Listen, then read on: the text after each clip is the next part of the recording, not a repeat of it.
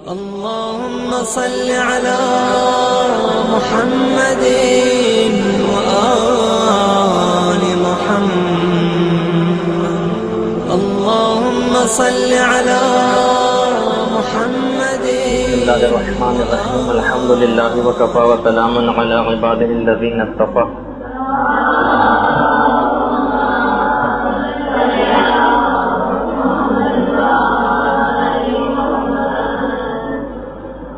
آج کچھ ٹیکنیکل خامیوں کے باعث تھوڑی تاخیر سے ہماری گفتگو شروع ہو رہی ہے. موت جیسے خوفناک موضوع کے اوپر ہماری آج نویں تقریر ہو رہی ہے. وہ چیز کہ جسے ائمہ معصومین علیہم السلام بہت خوشی اور راحت کی چیز قرار دیتے تھے،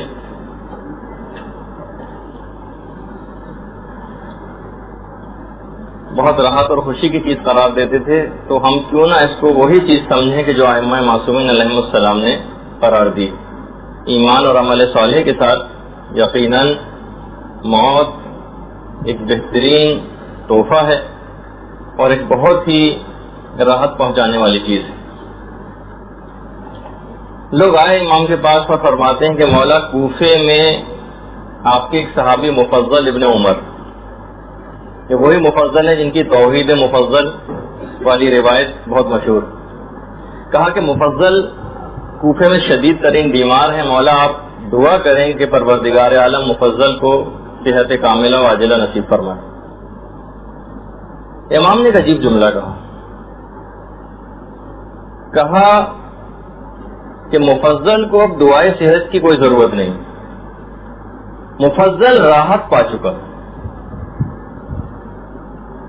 اس کے 3 روز بعد جب کوفے سے کچھ لوگ آئے تو انہوں نے وہی بات آ کر بتائی کہ مفضل کا فلاں وقت میں فلاں تاریخ کو انتقال ہو گیا.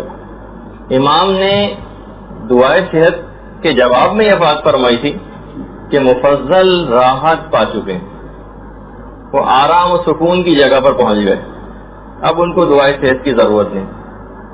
اس سے آپ اندازہ لگائیے کہ کیا وہ وہی چیز نہیں کہ جس کو ہم اتنے دن سے پیش کرتے آ رہے ہیں آپ کے سامنے. بس شرط وہی ہے کہ ایمان اور عمل صالح انسان اپنے ساتھ رکھے اور مسلسل توبہ و استغفار سے کام لیتا رہے، تو انشاءاللہ پھر موت اس کے لیے بہت راحت والی چیز ہی ثابت ہوگی. عبداللہ ابن یحییٰ ایک اور امام کے صحابی، حج کے موقع پر 7ویں امام موسیٰ کاظم علیہ السلام کی خدمت میں آتے ہیں.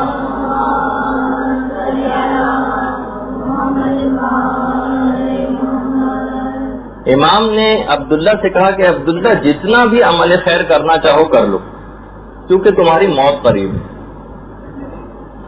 عبداللہ ابن یحییٰ رونے لگی. امام نے کہا کہ عبداللہ کیوں رو رہے؟ کہا کہ مولا آپ نے مجھے میری موت کی جو خبر سنائی. کہا اچھا تو خوشخبری بھی سن لو، تم ہمارے شیعوں میں سے ہو اور خیر پر ہو. یعنی اصل بڑی بات یہ نہیں ہے، مثلا عبداللہ یہ بھی کہہ سکتے تھے کہ مولا پھر مجھے طول عمر اور درازی عمر یہ سب آپ میرے لیے اس کی بات کریں، اس کی کوشش کریں، یا پروردگار سے میرے لیے سفارش کریں کہ مجھے موت نہ آئے. نہیں، موت تو آنی تھی. عبداللہ ابن یحییٰ کو امام نے خوشخبری سنائی کہ اصل چیز یہ ہے کہ تم ہمارے شیعوں میں سے رہو اور تم خیر پر ہو. اس کا معنی یہ ہوئے کہ بہرحال امام کو کوئی بھی بے عمل شیعہ قبول نہیں، امام کو بے عمل شیعہ قبول نہیں. ابو حمزہ امام کے ایک صحابی تھے.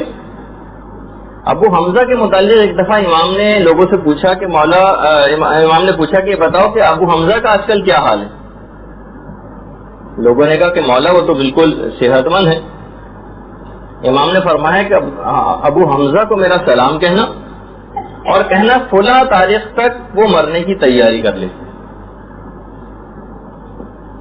لوگوں نے کہا کہ مولا وہ تو بہت محبت کرنے والے انسان ہیں اور وہ آپ کے شیعوں میں سے بھی ہیں.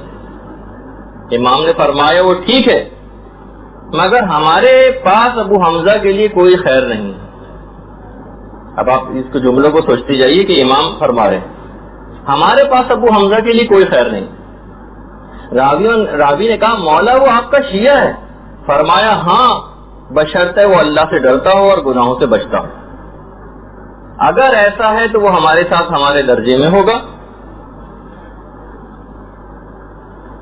امام نے اس کے اندر بھی عمل صالح کی اور گناہوں سے بچنے کی ایک شرط لگائی، یعنی امام کو بے عمل شیعہ ہرگز بھی قبول نہیں ہوگا.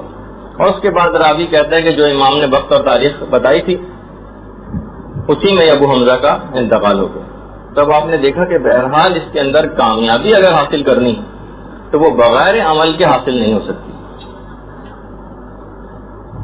وہ جو جملہ مشہور ہے نا، the only place where success comes before work is in a dictionary, اگر انگلش کا ایک محاورہ، کہ وہ واحد جگہ کہ جہاں پر سکسیس کامیابی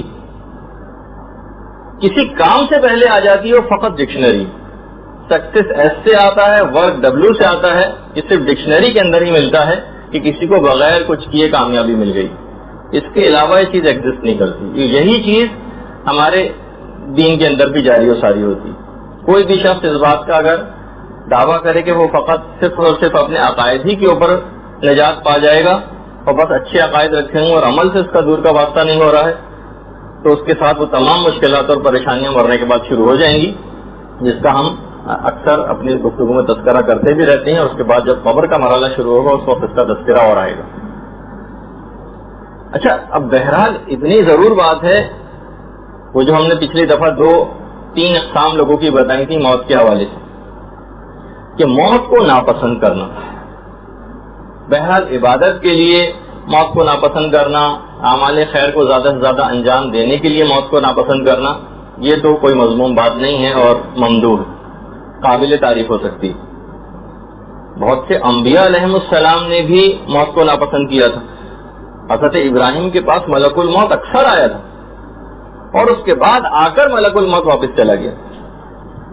تو پروردگار عالم کی طرف سے ملک الموت کو یہی جواب ملا تھا کہ ابراہیم کو چھوڑ دو کیونکہ وہ میری اور عبادت کرنا چاہتے ہیں.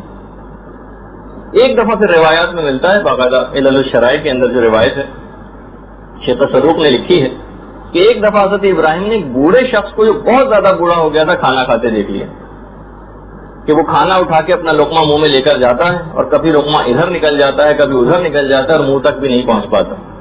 تو ایسی زندگی تو ابراہیم کو پسند نہیں تھی کہ بڑھاپے میں اس انداز کی نوبت آ جائے، اور جب زندگی گویا کچرے کوڑے کا ڈھیر اور ایک بوجھ محسوس ہونے لگے اس کے باوجود بھی انسان طول عمر کو حاصل کرے. پھر اس کے بعد ابراہیم نے پروردگار عالم سے دعا کی، پروردگار مجھے اب اس زیادہ عمر کی کوئی ضرورت نہیں ہے، تو نے جو مناسب عمر میرے لیے سوچی ہوئی ہے بس اس کے اندر اندر ہی مجھ کو موت دے دی.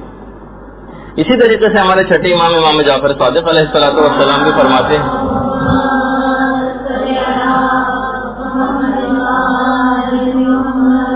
کہ حضرت موسیٰ بھی اسی طریقے سے اپنی موت کو ٹالتے رہے. تو پھر پروردگار عالم نے ملک الموت سے کہا کہ جب تک موسیٰ خود موت کی فرمائش نہ کریں جب تک ان کو موت نہ دینا، جب تک کہ خود فرمائش نہ کریں. تو ایک دن وہ واقعہ بڑا مشہور ہے کہ پھر حضرت موسیٰ جا رہے تھے اور انہوں نے دیکھا کہ ایک شخص جو ہے وہ قبر کو کھود رہا ہے اور ایک آدمی کے سائز کی قبر تیار کر رہا ہے. حضرت موسیٰ واقعہ مشہور ہے کہ اس کے بعد قبر کے اندر لیٹ گئے. جیسی قبر کے اندر لیٹے ایسی پیمائش کرنے کے لیے، اس کی مدد کرنے کے لیے، اسی وقت جنت میں ان کو اپنا مقام نظر آیا. اسی وقت پروردگار عالم سے دعا کی کہ پروردگار مجھے اب زندگی زیادہ پسند نہیں ہے، اب مجھ کو بس موت دے دے. اسی وقت ملک الموت نے ان کی روح کو قبض کر لیا اور اسی قبر کے اندر جو ایک آدمی قبر کھود رہا تھا کسی کے لیے، اسی قبر کے اندر حضرت موسیٰ دفن ہوئے. پھر امام صادق نے یہ بات بیان فرماتے ہیں کہ وہ آدمی اصل میں ملک الموت تھا کہ جو اس طریقے سے قبر کو کھود رہا تھا. اور بہرحال حضرت موسیٰ اس کے اندر آئے اور پھر جنت میں اپنا مقام نظر آیا اور دعا کی اور اس کے بعد پھر ان کو موت آئی. یہی وجہ ہے کہ امام فرماتے ہیں کہ موسیٰ کی قبر کا کسی کو پتہ نہیں چل سکا.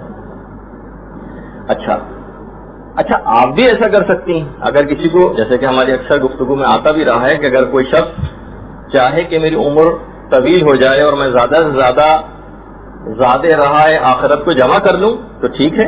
بہت سارے ایسے طریقے ہیں کہ آپ باقاعدہ اپنی عمر کو بڑھوا بھی سکتی ہیں. اور لوگ بھی آتے تھے امام کے پاس اور آ کر کہتے تھے کہ مولا، باقاعدہ لوگوں نے آ کر امام سے دعائیں کروائی طول عمر کی، اور امام نے دعا کی. تو اب یہ اس بات سے تو کوئی فرق نہیں پڑتا نا، نہ تو امام زمانہ کو فرق پڑتا ہے، نہ دیگر ائمہ کو اس سے پہلے فرق پڑتا تھا کہ آپ اس وقت یہاں بیٹھ کر بھی اگر دعا کریں طول عمر کی، اور وہ بھی امام زمانہ سے براہ راست بھی اگر مانگیں، تو آپ کو اس کا بھی فائدہ اور جو آپ کی خواہش ہے وہ پوری ہو سکتی ہے، امام تک چیز جائے گی، اور اس کے بعد امام پروردگار عالم سے دعا کریں گے اور عمر کو طویل کر سکتے ہیں. حماد ابن عیسیٰ 7ویں امام کے ایک صحابی ہیں. حماد ابن عیسیٰ 7ویں امام کی خدمت میں آتے ہیں اور کہتے ہیں کہ مولا مجھے میرے لیے دعا کریں کہ پروردگار میرے گھر میں برکت عطا کرے. زوجہ کے سلسلے میں انہوں نے امام سے دعا کروائی، اپنی اولاد کے سلسلے میں دعا کروائی، اپنے خادموں کے سلسلے میں دعا کروائی، یعنی جتنی بھی آسائشیں اور آرام ایک زندگی میں کسی بھی مومن کو حاصل ہو سکتا اس کے لیے امام سے دعا کروائی، اور کہا کہ مجھے زیادہ سے زیادہ حج کرنے کی بھی دعا دیں. امام نے اسی وقت 7ویں امام نے دعا کے لیے ہاتھوں کو بلند کیا اور کہا کہ اے اللہ محمد و آل محمد پر رحمت نازل فرما، اور حماد ابن عیسیٰ کے گھر، زوجہ، اولاد اور خادم اس میں برکت عطا فرما، اور اس کو 50 سال تک حج کرنے کی توفیق عطا فرما. 50 سال تک. حماد ابن عیسیٰ کہتے ہیں کہ میں سمجھ گیا کہ اب میری عمر میں 50 سال کا اضافہ ہو چکا ہے، اور 50 سال سے زائد اب میری عمر نہیں ہو پائے گی. اس کے بعد سال ہر سال گزرتے گئے، یہاں تک کہ 48 حج حماد ابن عیسیٰ نے اس واقعے کی بات کی. اور اس کے بعد حماد کہتے ہیں جب یہ روایت بیان کر رہے تھے کہ اس وقت میں 48 حج کر چکا ہوں، یہ میرا گھر ہے اور یہ میری زوجہ ہے جو پردے کے پیچھے سے بیٹھ کر میری گفتگو سن رہی ہے. اس زمانے میں بھی اس طرح کی سنگن لینے کی عورتوں کو عادت ہوتی تھی، تو یہ روایت کے اندر باقاعدہ جملہ ہے. یہ میرا لڑکا ہے اور یہ میرا خادم ہے، اور پروردگار عالم نے مجھے امام کی دعا کے نتیجے میں سب کچھ دے دیا. حماد نے اس کے بعد 2 حج اور کیے، اور 2 حج کرنے کے بعد جب 51ویں حج کا احرام باندھا اور غسل احرام کے لیے دریا کے پاس گئے، تو روایت کے اندر یہ جملہ ملتا ہے کہ ایک زوردار لہر آئی اور حماد ابن عیسیٰ کو اس کے اندر بہا کر لے گئی، اور حماد کا اسی کے اندر انتقال ہو گیا. اب دیکھا جائے تو امام کی دعا کے نتیجے میں اس سے یہ والے مسئلہ بھی آپ لوگوں کا تھوڑا بہت حل ہونا چاہیے. بہت سی روایتوں میں اس سے بھی کہ زلزلے اور طوفان ان کو ہمیشہ اس انداز سے صرف فقط عذاب الہی نہیں سمجھنا چاہیے، بلکہ ایک وقت ہے جو کہ پورا ہو گیا. کسی کو بستر کے اوپر موت آئے گی، کسی کو کسی انداز سے آئے گی، کسی کو کسی انداز سے آئے گی. حماد کو بھی سمجھنے کے 100 نامی کی گویا کوئی لہر آئی ہوگی، اور اس کے بعد ان کو بہا کر لے گئی اور حماد کا اسی میں انتقال ہوا. تو اگر کوئی شخص اپنے زیادہ راہ آخرت کو زیادہ سے زیادہ جمع کرنا چاہے اور زیادہ سے زیادہ اپنے نامہ اعمال کو وزنی کرنا چاہے، اور اس وجہ سے زیادہ بڑی عمر کی دعا کرے اور امام کے حوالے سے کرے، امام سے براہ راست دعا مانگے، تو انشاءاللہ ضرور اس کی دعا قبول ہوگی اگر اس کے حق میں یہ چیز بہتر ہوگی. اچھا، بہت سارے، یہ تو امام سے براہ راست دعا کرنے کی بات تھی. بہت سارے اعمال تو اتنے زیادہ مجرب ہیں، لیکن وہی ہے کہ آپ بہت ساری چیزیں سن کے اتنی عادی ہو گئی ہیں کہ آپ اب لوگوں کے اندر وہ والی بات نہیں رہی. وہ سوچتے ہیں کہ عام سی بات ہے جس کا بار بار تذکرہ ہو جاتا ہے. کتنے اعمال ایسے ہیں کہ جو عمر کو طولانی کر دیتے ہیں اور موت کو انسان سے دور کر دیتے ہیں. مکے میں امام کے ایک صحابی تھے یعقوب. 7ویں امام کی خدمت میں جب یعقوب آئے تو 7ویں امام بڑے شدید ناراض تھے یعقوب سے. کہا کہ یعقوب، تمہارا جھگڑا تمہارے بھائی کے ساتھ چل رہا ہے اور تم دونوں نے ایک دوسرے کو گالیاں دی. یہ ہمارے اور ہمارے آباء و اجداد کا دین نہیں، اور نہ ہم اس بات کی اجازت دیتے ہیں. اے یعقوب، خدا سے ڈرو. البتہ موت تمہیں جدا کرنے والی ہے اور تمہارا بھائی اپنے گھر پہنچنے سے پہلے انتقال کر جائے گا. تم نے آپس میں ایک دوسرے سے قطع تعلق کیا ہے، لہذا پروردگار نے تمہاری عمر کو کم کر دیا. اب یعقوب گھبرا گئے کہ مولا ٹھیک ہے، بھائی کے تو آپ نے خبر دے دی کہ گھر پہنچنے سے پہلے اس کا انتقال ہو جائے گا، میرا کیا ہوگا؟ اب امام نے فرمایا تمہاری بھی موت آ چکی تھی، لیکن تم نے فلاں موقع پر اپنی پھوپھی سے نیکی کی تھی. ایک روایت میں پھوپھی کا لفظ ہے، ایک روایت میں چچی کا لفظ ہے. جس میں آج کل تو یہ اتنے زیادہ قریبی رشتے اس لحاظ سے شمار نہیں ہوتے اور آپس میں لڑائی جھگڑے پھپھی اور چچی وغیرہ کو لوگ ایک آؤٹ سائڈر سمجھتے ہیں. لیکن بہرحال امام نے فرمایا کہ فلاں موقع پر تم نے اپنی پھوپھی یا چچی کے ساتھ جو اس نے سلوک کیا تھا اس کی وجہ سے پروردگار نے تمہاری عمر میں 20 سال کا اضافہ کر دیا. 20 سال کا اضافہ. اور اس کے بعد پھر راوی کہتا ہے کہ اگلی ملاقات جب اگلے سال حج پر یعقوب کے ساتھ ہوئی تو یعقوب نے اس بات کی تصدیق کی کہ میرا بھائی پچھلے سال اپنے سفر سے گھر پہنچنے سے پہلے انتقال کر گیا تھا اور امام نے جو بات بتائی تھی وہ بالکل صحیح نکلی. اسی اعتبار سے یہ تو عام طور پر صلہ رحمی کے حوالے سے ایک بات ہوتی ہے. اسی کے اندر جو بہت قریبی رشتے ہیں جیسے شوہر و بیوی کا رشتہ, اس کے اندر بھی آپس میں جو خوش اخلاقی کا جو عمر کے اندر وسعت عمر کے اندر جو اس کا ایک پوائنٹ ہے اور عنصر ہے کہ وہ خود عمر کو بہت طویل کرنے والا ہے, اگر یہ دو رشتے شوہر و بیوی کے بھی آپس میں بے انتہا خوش اخلاقی کے ساتھ پیش آئیں. ایک شخص آتا ہے امام صادق کی خدمت میں, امام جعفر صادق علیہ السلام,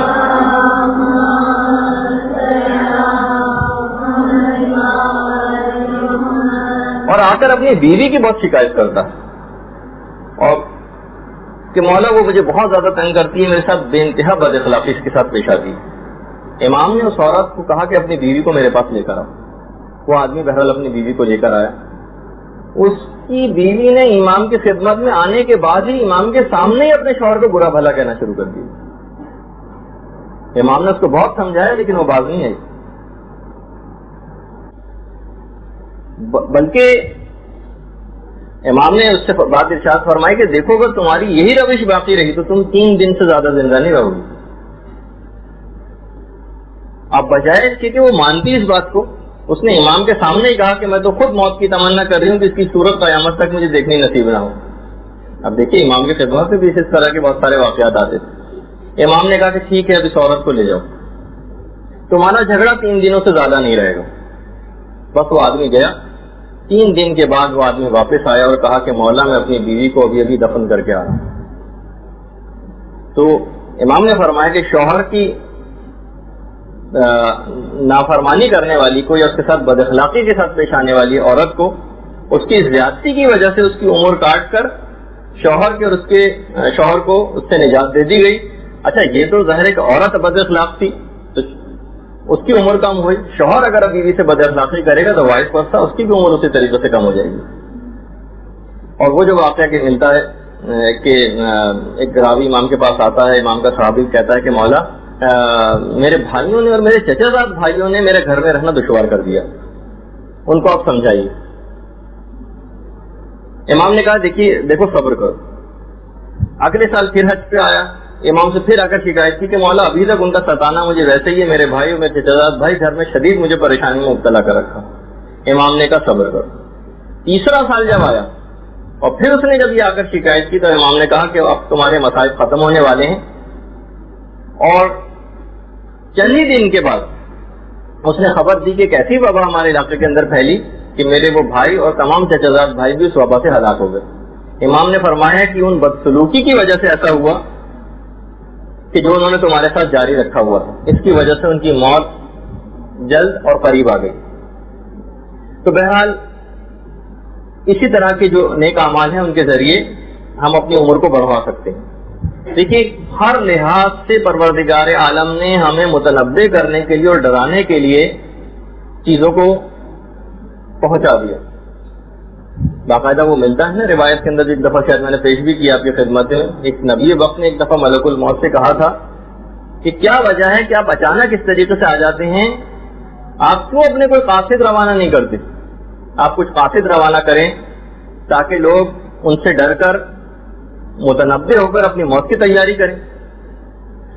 تو ملک الموت نے کہا کہ اے نبی خدا, میں تو کتنے ہی قاصد اپنے آنے سے پہلے لوگوں کے پاس روانہ کرتا ہوں. مرض, بیماریاں, یہ ملک الموت کے قاصد.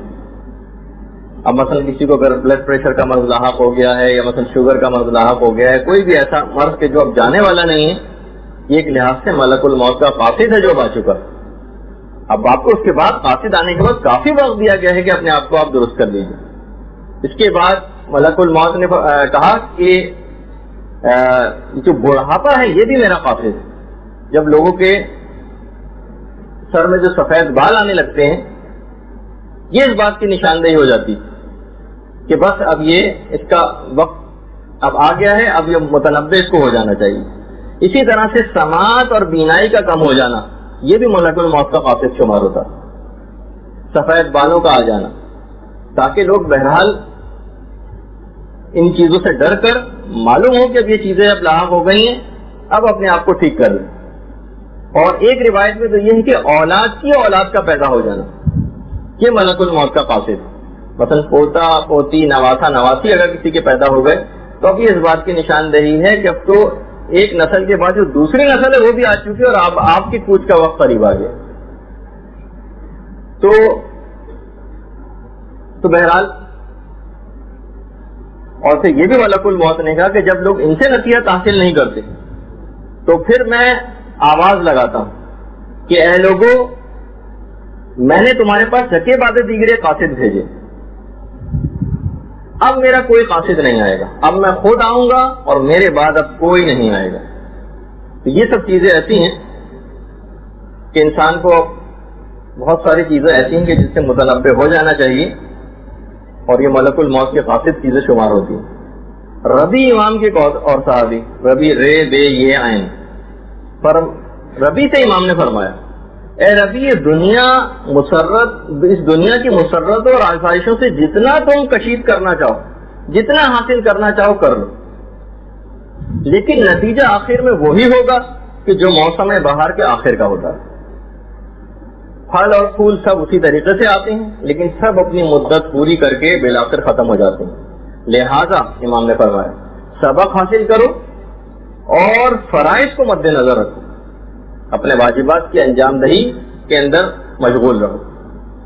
اور کتنے ہی لوگ ایسے تھے کہ جو لاہ و لابھ کے اندر مشغول تھے اور ایسی دور دراز جگہوں کے پر اب چلے گئے کہ اب جہاں تکلیفیں ہی تکلیفیں, ندامت ہی ندامت, اور وہ لوگ تلخ پانی پینے کے اوپر مجبور. افسوس ہے اس شخص پر کہ جو دنیا سے بہت خوش ہو اور یہ دنیا اس کو بہت ذلیل لگ رہی ہے. کیا وہ نہیں دیکھتا کہ کیا وہ اپنے آبا و اجداد اور دشمنوں کی قبروں کو نہیں دیکھتا ہے؟ تو اس سے بھی آپ مولا کے ان تمام فرامین کو اگر مد نظر رکھیں تو امام نے اس میں یہ بات کہی کہ جتنی بھی انسان دنیا کے اندر مسرتیں اور آسائشیں اور نعمتیں حاصل کرنا چاہے حاصل کر لے. ظاہر ہے کہ چلیں اس کا ایک حق ہے, دنیا کے اندر آیا ہے, لیکن بہرحال اس بات کو مد نظر رکھے کہ یہ صرف موسم بہار کی مانند ہوتی ہے کہ جب اس کا موسم بہار کا ایک وقت پورا ہو جاتا ہے کہ چاہے کتنے ہی پھل اور پھول کیوں نہ آئیں بالآخر ان کو ختم ہو جانا ہوتا ہے اور ان کے اوپر خزاں آئی جاتی. اچھا, اب ہم اپنی اس گفتگو سے جہاں پر ہم سلسلے وار مرحلے کو آگے بڑھا رہے تھے اور آج سے ہم اس مرحلے کے اوپر اب پہنچ گئے کہ جسم سے روح نکل گئی ہے اور اس کے بعد تعزیت کے کچھ بھی احکام ہم نے اس وقت بیان کیے تھے. اب ہم بیان کر رہے ہیں آج سے غسل میت. اچھا, اس کے اندر ایک بات اور بتا دوں کہ ضروری نہیں کہ اس کے اندر ہم اس طریقے سے کہانی کے انداز میں اس کو ایک آگے بڑھائیں, ہم اس کے ساتھ ساتھ مسائل فقہ بھی بیان کرتے چلیں گے. اور مسائل فقہ کی اب یہ خاص طور پہ دفن کے وقت تک اتنی زیادہ اہمیت آپ کے سامنے آئے گی کہ امام خمینی کا ایک جملہ جو بھی مجھے آگے چل کر پیش کرنا تھا لیکن میں ابھی پیش کر رہا ہوں آپ کے سامنے کہ اگر کسی شخص کا غسل اور کفن اور دفن ٹھیک ہو جائے تو اب امید قوی پیدا ہو چلے گی کہ اس کے آئندہ کے مراحل بھی باحسن و خوبی طے ہو جائیں گے. یہ اتنا ایک اہم مسئلہ ہے, اس وجہ سے ہم اس کے مسائل تک بھی ساتھ ساتھ بیان کرتے چلیں گے. غسل میت. اچھا, سب سے پہلی چیز یہ کہ آخر میت کو غسل دینا کیوں ضروری ہے؟ اس کے سلسلے میں کئی روایات بیان کی گئی ہیں. ایک تو ہمارے آٹھویں امام علی رضا علیہ الصلوۃ والسلام ہی کی روایت ہے.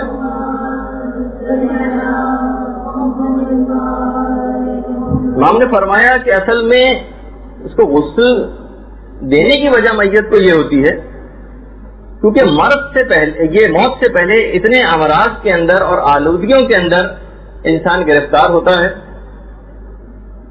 تو مرنے سے پہلے کا جو مرض تھا اس کی آلودگیوں اور جراثیم تو میں اپنے الفاظ میں کہہ رہا ہوں, یہ تو امام نے نہیں کہے. امام نے فرمایا تاکہ وہ مرنے سے پہلے والے مرض کی تمام آلودگیوں سے نجات پا جائے, پاک ہو جائے ان سے, اس وجہ سے غسل کو رکھا گیا. اور امام فرماتے ہیں یہ بھی اچھا نہ تھا کہ وہ بغیر طہارت کے ملائکہ اور اہل آخرت کے ساتھ ملاقات کرے. یہ بھی امام نے بات فرمائی. فضائل الشیعہ میں شیخ عملی نے امام کی اس روایت کو نقل کیا. اور ہمارے پانچویں امام سے بھی یہ روایت ہے کہ باقاعدہ پانچویں امام کہتے ہیں کہ حضرت موسیٰ نے اپنی مناجات میں، ایک بڑی مناجات کے سلسلہ حضرت موسیٰ کی، حضرت موسیٰ نے اپنی مناجات میں پروردگار عالم سے پوچھا تھا کہ پروردگارہ میت کو غسل دینے کا کیا ثواب ہے؟ تو پروردگار عالم نے یہ جواب دیا تھا کہ اے موسیٰ میں اس کو گناہوں سے اس طریقے سے دھو دوں گا جو شخص بھی غسل میت دے گا جس طرح سے وہ بطن مادر سے پاک ہو کر نکلا تھا، بالکل ایک گناہ بھی اس کے ذمہ باقی نہ رہے گا. تو اتنا زیادہ اس کا ثواب ہے. اور پانچویں امام نے ایک بات اور بیان فرمائی سلسلے میں، کہا کہ جب بھی کوئی شخص کسی مومن کو غسل دے تو اس کو کروٹ جس وقت وہ بدلوا رہے ہیں اس وقت ایک دعا پڑھے. یہ بھی ویسے جو مسائل فقہ کی کتاب ہے اس کے اندر دعا لکھی ہوئی ہے، اللہم ھذا بدن عبدک المؤمن وقد اخرجت روحہ منہ وفرقت بینہما فعفوک. ایک باقاعدہ ایک دعا ہے. تو جیسے کوئی کروٹ بدلواتے ہو، جس وقت کروٹ بدلوائی جا رہی ہو اس وقت اگر اس دعا کو پڑھے تو پروردگار عالم کبیرہ کے علاوہ تمام گناہوں کو فقط اس دعا کی وجہ سے تمام گناہوں کو معاف کر دے گا. اور کبیرہ گناہ تو پورے جب غسل دے کر فارغ ہوگا اسی وقت ہی تمام گناہوں سے وہ پاک ہو جائے گا. اور جی ہاں، غسل دینے والا پاک ہوگا. وہ تو اس سے پہلے ہی پاک ہو چکا، بلکہ مرنے والے کو بھی اس سے بہت فائدہ ہوتا ہے. جب بھی امام خمینی نے بھی کہا کہ اگر اس کے یہ سارے اعمال صحیح قرار پا گئے، غسل اس کا صحیح ہو گیا، اس کا کفن صحیح دے دیا گیا، اس کو دفن صحیح طور پر کر دیا گیا، اس سے صحیح نماز جنازہ پڑھ دی گئی، تو اب اس کے آگے کے مرحلے بھی بہت آسانی کے ساتھ طے ہو جائیں گے.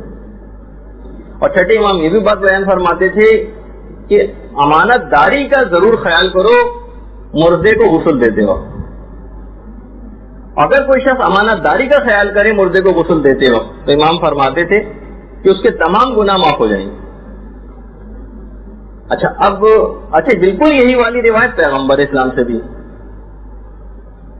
پیغمبر اسلام نے بالکل یہی روایت امام کی بیان کی، ساتھ میں ایک جملے کا اضافہ البتہ اور.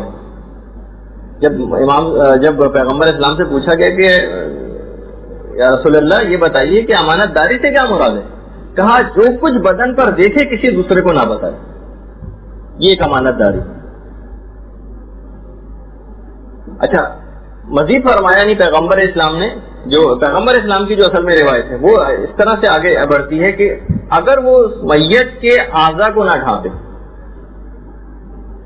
امانت داری یہ ہے کہ میت کے اعضاء کو ڈھانپے، اور اگر پیغمبر فرماتے ہیں کہ اس نے میت کے اعضاء کو نہیں ڈھانپا یا اس کے پرائیویٹ پارٹ میں سے کوئی چیز نمایاں ہو گئی تو اس نہ صرف یہ کہ اس کو کوئی ثواب نہیں ملے گا بلکہ پروردگار دنیا اور آخرت میں لوگوں کے سامنے ان کے عیبوں کو ظاہر کرے گا، اس شخص کے عیبوں کو ظاہر کرے گا جو غسل دے رہا ہے. یعنی دیکھیے اتنی زیادہ ان تمام مسائل کی باریکیوں کا غسل کے اندر بھی خیال رکھنا پڑے گا اور کفن دفن میں بھی خیال کرنا پڑے گا، کیونکہ یہ ساری چیزیں بہت زیادہ، ایک تو اس کو بہت فائدہ پہنچانے والی ہیں، خود آپ کا بہت فائدہ ہے، لیکن یہ کہ اگر ان میں مسائل کا خیال نہیں کیا اور جان بوجھ کر لاپرواہی سے کام لیا تو دنیا اور آخرت میں خدا اس کے عیبوں کو ظاہر کر دے گا، یہ خمیازہ اس کو بھگتنا پڑے گا. اچھا اب دیکھیے اتنا عظیم ثواب ہے یہ غسل دینا میت کو کہ اس سے ساری زندگی کے گناہ معاف ہو جاتے ہیں. اپنی انسان پچھلی زندگی کا سوچے اور اس کے گناہوں کا سوچے تو کتنا زیادہ وہ پریشانی کے اندر مبتلا ہوتا ہے. اچھا مومنین کے درمیان بہت سے علاقوں کے اندر سے کمپٹیشن ہوتا ہے باقاعدہ، لوگ مرنے والے کو غسل دینے کے لیے اپنے ناموں کو نوٹ کرواتے ہیں. کتنے غسل خانے کراچی کے اندر ایسے ہیں، خاص طور پہ میں نام لے کے بھی ذکر کروں، محفل مرتضیٰ کا جو غسل خانہ ہے، کاروباری افراد، گھر کی عورتوں کو اگر غسل دینے کی باری آتی ہے انہوں نے باقاعدہ پوری لسٹ بنائی ہوئی، اور جب کوئی مردہ آتا ہے تو جس کا نمبر ہوتا ہے اس دن غسل دینے کا، اس دن اس کو فون کر کے باقاعدہ اطلاع کی جاتی ہے، وہ اپنے آفس کو چھوڑتے ہیں، اپنے گھروں کو عورتیں چھوڑتی ہیں اور آتی ہیں اور غسل کو انجام دیتی ہیں، باقاعدہ نمبر لگتا ہے. یعنی اتنا عظیم ثواب باقاعدہ. یعنی میں اب ظاہر اپنا پرسنل بھی آپ کو ایک وہ بتاؤں خاص طور پہ کبھی میں اگر انچولی کی مسجد میں جانا ہوتا ہے تو ایک شخص کو دیکھ کے میں بہت ہی زیادہ رشک کرتا ہوں اور بڑی رشک بھری نگاہوں سے اس کو دیکھتا ہوں. وہ یہاں کا غفصال جو محمد حسین، وہ اور اس کی بیوی دونوں 18,000 کے قریب اب تک مردوں کو غسل دے چکے ہیں، اور بالکل صحیح مسائل فقہ کے تحت انتہائی دیندار اور متدین اور متقی و پرہیزگار شخص، جس کو چلتا پھرتا دیکھ کر ایک جنتی شخص کو دیکھنے کا گمان ہوتا ہے. تو آپ کو بھی ایک مشورہ یہی ہے میرا کہ خدا کے لیے آپ بھی اپنا ایک گروپ بنانے کی کوشش کریں. اس طرح کی بہت ساری چیزیں ایسی ہیں جو بالکل نیگلیکٹڈ ہیں. یعنی اگر کسی وقت ایسی صورتحال بھی انچولی کے اندر پیش آئی ہے کہ کسی وجہ سے اس محترم شخص کی محترم زوجہ اگر کبھی غسل دینے کے قابل نہ تھی تو کوئی عورت بھی ایسی اویلیبل انچولی کے اندر نہیں تھی کہ جو کہ آتی، پھر مردوں کو کچھ جاننے والا، جو مسائل کو جاننے والے کچھ مردوں کو بلایا گیا اور اس نے بہرحال پردے کے پیچھے سے جا کر، اور جب بلکہ شاید یہ کہ محمد حسین یا تو نہیں تھے جو مجھ تک بات پہنچی تھی کہ بہرحال اس نے پردے کے پیچھے سے جا کر لوگوں کو بتایا کہ بھائی اس طریقے سے غسل دینا ہے.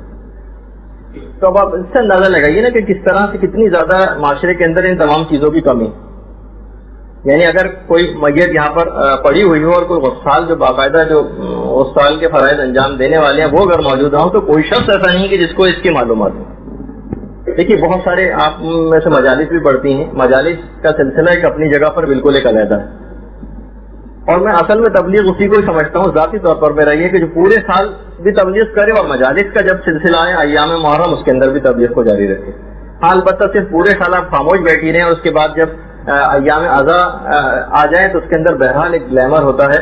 ظاہر ہے کہ مردوں کو غسل دینے کے اندر تو کوئی گلیمر نہیں ہے، نہ آپ کا کوئی نام ہوتا ہے، کتنی زیادہ اس کی خدمات ہیں، لیکن آج تک بلکہ کسی نے اس کی تعریف اس کے ایک دفعہ منہ پر کی تھی محمد حسین کے، تو اس نے کہا کہ میں پہلی دفعہ اس قسم کے الفاظ کسی کے منہ سے سن رہا ہوں. یہ الفاظ میں نے پہلی دفعہ کسی کے منہ سے سن رہا ہوں اپنی تعریف کے لیے. یعنی لوگ اس چیز کو کوئی کام ہی نہیں سمجھتے. یعنی اتنی بڑی خدمت ہے. آپ میں سے بھی اگر کوئی اپنا گروپ بنائے اور باقاعدہ ہم نے اگلی کلاس جو آپ کی ہوگی، آج تو ہماری کوشش کریں گے ہم اپنے یہ جو مرحلہ ہے غسل میت کا، غسل میت کے احکام کے بعد کچھ کفن کے احکام بیان کریں گے، اور انشاءاللہ جو ہماری اگلی کلاس ہوگی اس کے اندر آغا اصغر جو کہ بہت ماہر ہیں اور ایک موبائل کفن سروس بھی وہ چلاتے ہیں، بلکہ غسل کفن دفن سب، بلکہ مثلا کفن کی زیادہ ان کی مہارت ہے، وہ انشاءاللہ اگلی کلاس میں آئیں گے اور آپ کو کفن کس طریقے سے دیا جاتا ہے اس کی پریکٹیکل کلاس آپ لوگوں کے لیے ہم کوشش کر رہے ہیں ارینج کرنے کے لیے. تو آپ میں سے کوشش کریں کہ کچھ ایسے لوگوں کا گروپ بنے، ایسی خواتین کا گروپ بنے جو معاشرے کے اندر کام کرے. معاشرے کے اندر کتنی ہی ایسی چیزیں کہ جو بالکل اس وقت تشنا ہے، جس کے اندر کام کچھ بھی نہیں ہوا، اور اس کے اندر اب اس کو چھوڑیے کہ ظاہر ہے کہ میں نے پھر وہی کہا کہ ایام اعضاء کی جو مجالس ہوتی ہیں بہرحال اس کے اندر تو کافی بڑی تعداد کے اندر ذاکرات پہلے سے آئی ہوئی بھی ہیں اور اچھی مجالس پڑھنے والی بھی ہیں. تو کیوں نہ کچھ ایسے موضوعات کی طرف آپ توجہ دیں گے جس پر کسی نے بھی کوئی توجہ نہیں دی. اچھا اب بہرحال ہم موضوع سے متصل ہو جاتے ہیں. بہرحال میں نے ایک مشورہ آپ کی خدمت میں پیش کیا ہے، اور خاص طور پہ جو سینئر طالبات ہیں، امید مجھے کم ہے کیونکہ پہلے بھی انہوں نے کون سے اتنے مشوروں کو مانا ہے ہمارے، لیکن یہ کہ بہرحال ہمارا کام تو بتا دینا ہے اور عمل کرنا نہ کرنا ان کے اوپر ہے. اچھا اب بہت ساری روایت کے اندر ہم چونکہ غسل میت کی بات بیان کر رہے ہیں کہ خود جب شہزادی کونین کی شہادت واقع ہوئی تھی اور مولا نے ان کو جو غسل دیا تھا، تو اس غسل کو دینے کے بعد بہرحال ایک عجیب ہنگامہ تھا کچھ لوگوں نے مچایا اور کہا کہ اہلی آپ نے بغیر بتائے ہم سے سارے کام انجام دے لیے ہیں، اور یہی طریقہ کار آپ نے پیغمبر اسلام کے جب غسل ہو رہا تھا اس وقت بھی آپ نے یہی طریقہ کار کیا کہ ہم کو اطلاع نہیں دی تھی اور خود ہی آپ نے سارے کام انجام دے لیے تھے. امام مولا کائنات نے یہ بات جملہ ارشاد فرمایا کہ پیغمبر اسلام اصل میں وصیت کر کے گئے تھے کہ کوئی شخص بھی سوائے میرے ابن ام کے، یعنی میرے چچا زاد بھائی علی کے، کوئی میرے جسم کے اوپر مطلع نہ ہو. اور میں نے ملائکہ کے ساتھ اس غسل کو انجام دیا. اس وقت جب پیغمبر اسلام کو غسل دیا جا رہا تھا تو اس وقت پیغمبر اسلام کو غسل دیتے وقت مولا موجود تھے، ملائکہ آسمانی موجود تھے، اور اس کے بعد اس کے علاوہ پیغمبر کے ایک اور صحابی تھے جن کا نام تھا فضل ابن عباس. یہ بھی یہ آنکھوں پہ پٹی باندھے ہوئے تھے فضل اور پانی ڈال رہے تھے.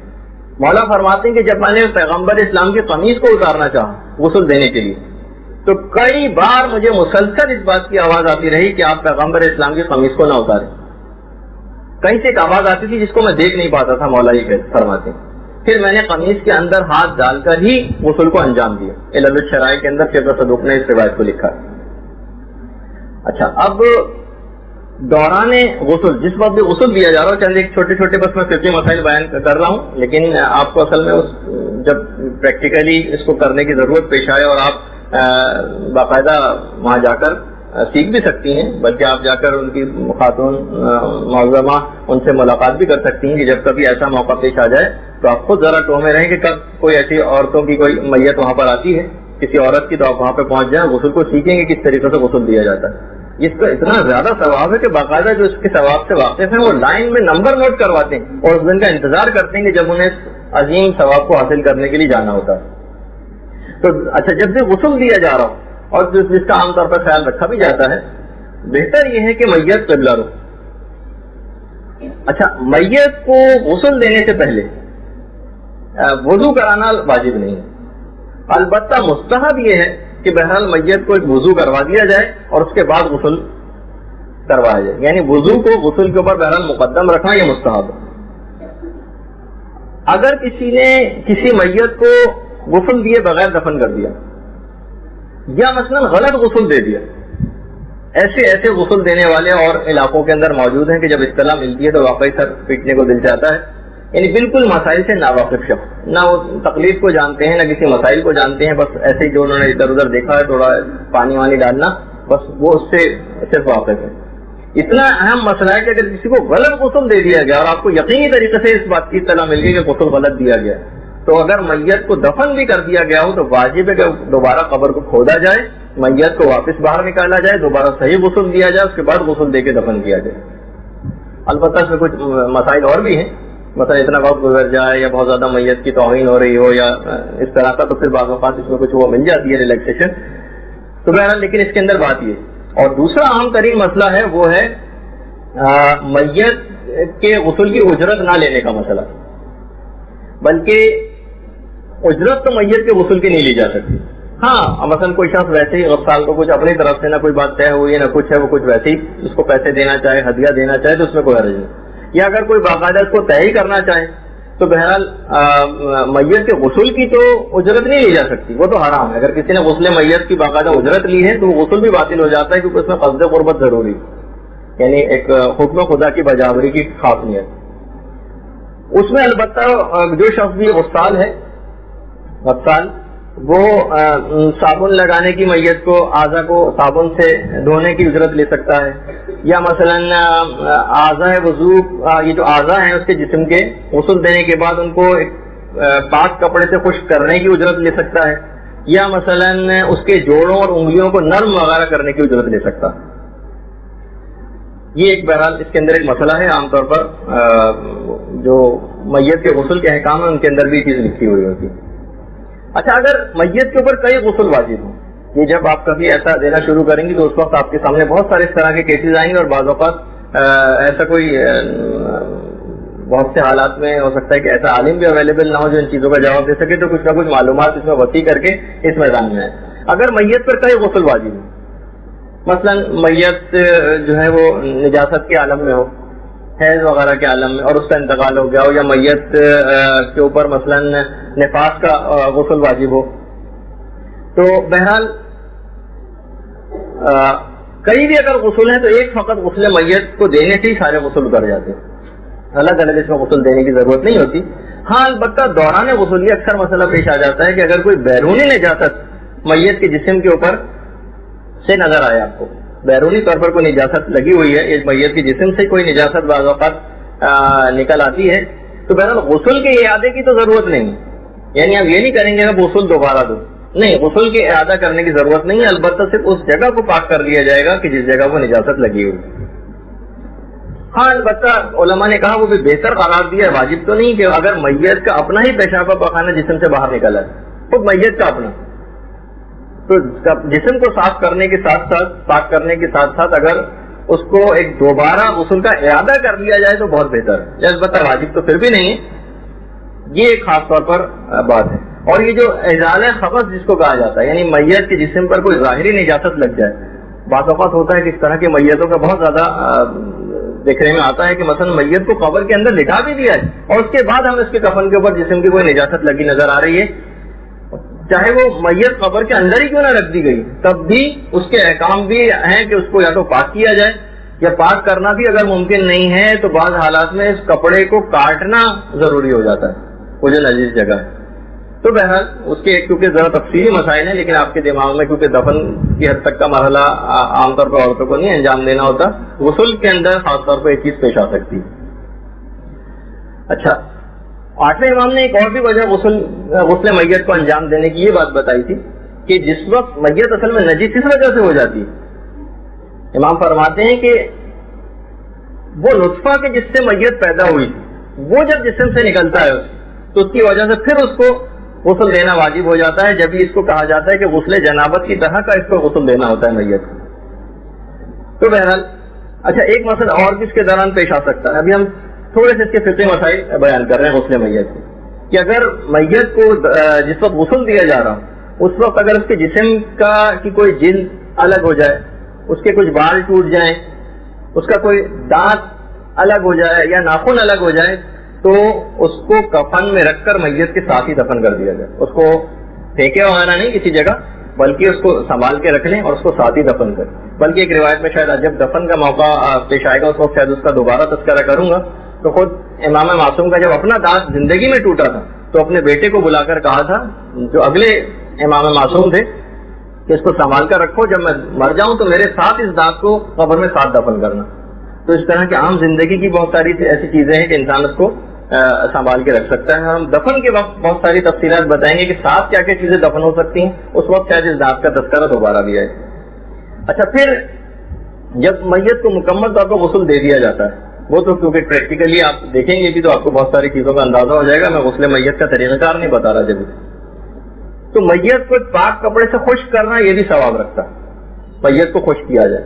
اور جس وقت آپ غسل میت دینے جا رہی ہوں اس وقت بھی زیادہ بہتر ہے اور ثواب کی بات یہ کہ اپنے ہاتھ کو نصف کلائی تک دھونا، یہ مستحب ہے کہ میت کو غسل دینے سے پہلے اپنے ہاتھ کو آدھی کلائی تک پہلے سے دھو لیا جائے۔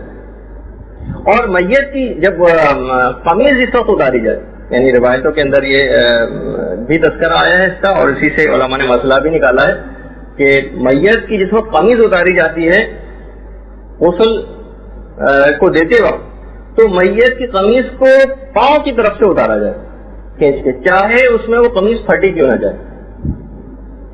یہ ایک مسئلہ ہے، یہ خیر واجبات کا تو مسئلہ نہیں ہے، البتہ مستحبات کا، کہ میت کو نیچے کی طرف سے یعنی اوپر کی طرف سے جس طرح سے قمیض عام طور پہ اتاری جاتی ہے، سر کی طرف سے وہاں سے نہ اتارا جائے، بلکہ قمیض کو نیچے کی طرف سے کھینچ کے اتارا جائے، چاہے وہ قمیض پھٹی کیوں نہ جائے۔ ہاں البتہ اگر قمیض کے پھٹنے کا بہت امکان ہو تو بہتر ہے کہ ورثہ سے پہلے اس کی اجازت لے لی جائے، ورثہ سے، لیکن بہرحال ایک ثواب کا کام ہے، اگر ورثہ کو بھی بتا دیا جائے کہ اس انداز سے اتارنے سے کا ثواب زیادہ ہے، چاہے قمیض پھٹ کیوں نہ جائے، اگر بہرحال ورثہ راضی ہو جائے تو اس میں کوئی حرج نہیں۔ مستحب یہ ہے کہ انسان اپنے غسل کے لیے، یعنی اتنا زیادہ موت کو اپنی یاد انسان کو کرنا چاہیے کہ خود اپنے غسل کے لیے سدر، یہ جو جس کو بیری کہا جاتا ہے، اس کو بیری کے پتوں کو اور کافور کو تیار رکھے۔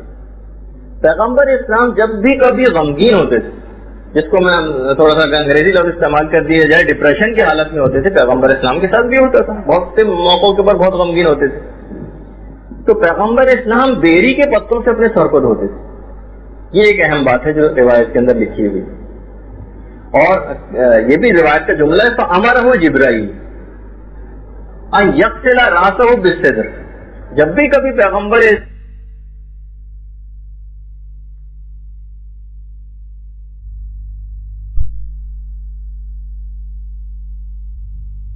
پتوں سے آپ اپنے سر کو دھو لیں تو اس سے پیغمبر کا حزن و ملال جو ہے وہ زائل ہو جاتا تھا۔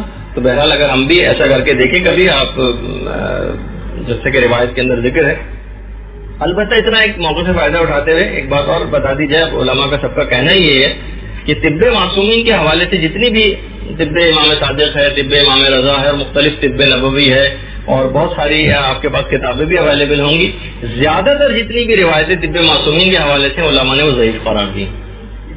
اچھا، پیغمبر اسلام کی بات بھی ارشاد فرماتے تھے کہ میت اپنے غسل دینے والے کو، اپنے کفن دینے والے کو، قبر میں اتارنے والے کو پہچانتی. یعنی جس وقت جتنا بھی غسل دیا جا رہا ہوگا اور آپ جس میں پارٹیسپیٹ کر رہے ہوں گے اپنے کسی رشتہ دار کے غسل میں، کسی قریبی عزیزہ کے غسل میں، تو میت آپ کو مکمل طور پر پہچانتی ہوگی. سو جیسے کہ ہم اس سے پہلے کی گفتگو میں عرض کر چکے ہیں کہ وہ سب کچھ دیکھ رہی ہوتی ہے اپنی آنکھوں سے، اور جو بھی اس وقت مکالمے بھی آپ یہ جو کچھ کہہ رہی ہوں گی، جو کچھ سب اپنی آنکھوں سے دیکھ رہی ہوگی، سب کچھ سن بھی رہی ہوگی، سب سمجھ رہی ہوگی. ہاں، اس میں ایک مسئلہ اور بتا دیا جائے، حتیٰ کہ میت اگر غیر شیعہ مسلمان کی ہو تو بھی اس کو غسل دینا ضروری. البتہ اس میں اکثر علماء نے احتیاط واجب لگائی کہ اس کو اپنے لحاظ سے ہمارا جو اپنا مسلک ہے اس کے مطابق اور خود اس کے اپنے مسلک کے مطابق بھی غسل دیا جائے. احتیاط واجب کے طور پر دونوں طریقوں کو، یعنی دونوں غسلوں کو جمع کیا جائے گا. پہلے کسی کا بھی دیا جا سکتا ہے، ان دونوں میں سے کسی میں کوئی تقدیم اور تاخیر نہیں ہے، کسی بھی کو بھی پہلے دے سکتے ہیں. البتہ یہ احتیاط واجب کے طور پر کہ دونوں ہی دیے جائیں اگر کسی غیر شیعہ مسلمان کی میت ہے. حتیٰ کہ اس کے اندر یعنی تھوڑا سا آگے بڑھ کر بھی ایک مسئلہ بیان کر دیا جائے. اکثر جب یہ مسئلہ پیش آتا ہے تو لوگ بڑے تذبذب کا شکار ہو جاتے ہیں، سنی سنائی باتوں کی طرف ان کا دھیان زیادہ ہوتا ہے. حتیٰ کہ جو ناجائز اولادیں پیدا ہوتی وہ بھی اگر مسلمان کی ہیں تو بھی اس کو غسل دینا ضروری. حتیٰ کہ 4 ماہ سے کم اگر ساقط شدہ بچہ ہے اس کو تو خیر غسل دینے کی ضرورت نہیں ہوتی ہے. 4 ماہ سے جس کی عمر کم ہو، 4 ماہ سے مراد یہ کہ جو پیٹ کے جو 4 ماہ ہوتے ہیں ماں کے، اس سے اگر 4 ماہ سے کم ہے، یعنی پیدائش کے بعد 4 ماہ والا بات نہیں ہو رہی، یعنی ساقط شدہ بچہ کہ جس کی 4 ماہ سے اگر کم عمر ہے اس کی، تو اس کو پھر غسل نہیں دیا جاتا. پھر اس کو ایک پاک کپڑے کے اندر لپیٹ کے بس دفن کر دیا جاتا ہے. اور اگر 4 ماہ سے زائد ہو تو پھر غسل وغیرہ دینے کی اس کو ضرورت پیش آتی. حتیٰ کہ اچھا یہ بھی مسئلہ بہت زیادہ پیش آ جاتا ہے، اور اکثر یہاں کی جو مسجد ہے چولی کی مختلف جگہوں پہ بھی یہ مسئلہ پیش آیا، اور لوگ اس کے اندر سنی سنائی ایک بات کے اوپر زیادہ عمل کرنے لگتے ہیں کہ ایسے افراد کے متعلق کی بات ہو جاتی ہے اکثر لوگ کہ جو لوگ خودکشی کرتے ہیں ان کے لوگ اکثر نماز جنازہ نہیں پڑھتے. یہ بات یاد رکھ لیجئے کہ غسل و کفن دفن اور نماز جنازہ ایسے افراد کی بھی واجب ہے کہ جنہوں نے خودکشی کی. لوگ عام طور پر مسکنسیپشن ہے کہ خودکشی کرنے والے کی نماز جنازہ لوگ نہیں پڑھتے. اچھا اگر کبھی ایسا ہو جائے، یہ آج کل مورد اطلاع ہوا بھی مسئلہ کہ دیکھیے میت کے کو غسل دینا بھی واجب ہے، کفن دینا بھی، تو بہرحال کفن اس کو دینا ضروری ہے یا پہنانا ضروری ہے، اس کے علاوہ نماز جنازہ اس کی پڑھنی ضروری ہے، اور اس طرح سے. اچھا اس میں سے اگر کچھ چیزیں انجام نہ پا سکیں، یہ جتنی بھی آپ کے سامنے میں نے واجبات پیش کی، تو جتنا بھی ممکن ہو کم سے کم وہی جو چیزیں ممکن ہے وہی انجام دے لیں. ایک دم سے بہت زیادہ جب زلزلے کے متاثرین اتنی بڑی تعداد میں اموات ہوئی، لوگ نیچے دب گئے، اب کس طرح سے ان کو غسل دیا جائے، کس طرح سے ان کو کفن پہنایا جائے، کس طرح سے ان کی نماز جنازہ پڑھی جائے. تو اس میں مسئلہ ہے کہ جتنی بھی چیزیں ممکن ہو کی جا سکنی وہ تو کی جائیں، جو کی جانی پاسبل ممکن ہو ان کو تو آپ انجام دیں. مثلا اگر غسل دینا ممکن ہے تو غسل دے دیں، اگر مثلا کفن موجود نہیں تو کفن کے بغیر ہی دفن کر دیا جائے، یا مثلا دفن کرنا اگر پاسبل نہیں لیکن نماز جنازہ پڑھنی پاسبل ہے تو کم سے کم نماز جنازہ پڑھ دی جائے.